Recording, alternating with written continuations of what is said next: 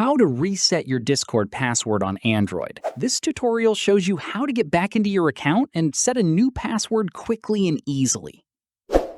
First, open the Discord app on your Android device. After that, tap on the Login button on the opening screen. From there, tap on Forgot Your Password to begin the reset process. At this point, enter the email address linked to your Discord account. Before that, let me show you. In the next step, open your email inbox and look for a password reset email from Discord.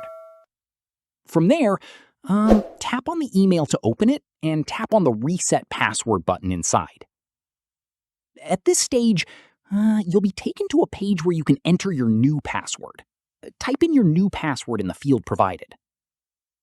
Following this, enter the password again in the confirmation field to make sure both match. Once done, tap on Reset Password to save your new password. From there, go back to the Discord app and log in using your email and your new password. At this stage, once logged in, your account will be fully accessible again with your new password active. Here's an important note. If you don't receive the password reset email, check your spam or junk folder. Sometimes Discord's emails can end up there instead of your main inbox. And that's it. If this guide helped you reset your Discord password, give it a like, subscribe for more Android tutorials, and tap the bell icon for updates. See you in the next one.